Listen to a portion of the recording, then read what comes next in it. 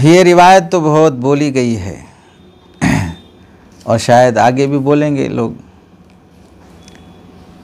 जो गुलू आमेज़ ज़ौक़ रखते हों, मुबालगा आराई का जिन्हें फ़ितरी ज़ौक़ रहता है।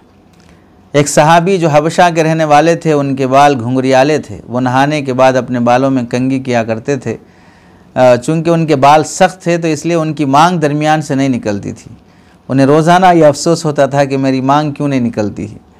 उनको अपना सर अच्छा नहीं लगता था, क्योंकि वो सोचते थे कि मेरे आका तो मांग निकालते हैं, मेरे बालों में तो मांग नहीं निकलती है।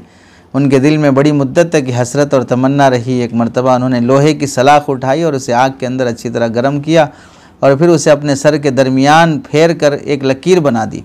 अब जब गरम गरम सलाख लगी तो सर की जिल्द जल गई। लोगों ने कहा, ये आपने क्या किया? ये वो कहने लगे, मुझे ये तकलीफ़ तो भूल जाएगी और ज़ख़म भी भर जाएगा, लेकिन इस जगह के जलने की वजह से वहाँ बाल नहीं रहेंगे। चुनांचे जब भी मैं अपने सर को देखूँगा तो अपना सर अपने महबूब के मुबारक सर के मानिंद नज़र आएगा। यानी मांग निकालने की सुन्नत होगी। कभी सुना नहीं सुना? बोले भी हैं। चलिए, साहिब किताब लिखते हैं, तलाश बिश्यार के बावजूद ये रिवायत ख़ास इस सियाक़ से सनदन तहाल हमें कहीं नहीं मिल सकी, इसलिए इसको बयान न किया जाए। अगर किसी को मिल गई कि सनद कोई किताब, तो ठीक है, वो उस सनद से बयान करे, लेकिन हमारे बड़ों ने फरमाया तो कोई सनद नहीं है ना। वो क्या सनद होती है? सनद तो हदीस और मुहद्दिसीन होते हैं। हमने अपने बड़ों से सुना है, ये क्या सनद हुई? ये भी कोई सनद है? कौन है बड़ा आपका, बताइए? किसकी सुनते हैं आप जिसको आप बड़ा बोल रहे हैं? जब मौज़ूआत बोलना हो तो हमारे बड़े हैं, और जब आपको कोई सही बात बोली जाए तो आपके कोई बड़े ही नहीं है जिसकी आप सुने। ये क्या तरीक़ा हुआ? जब बड़ा मानते हो तो सब बातों में मानो ना बड़ा।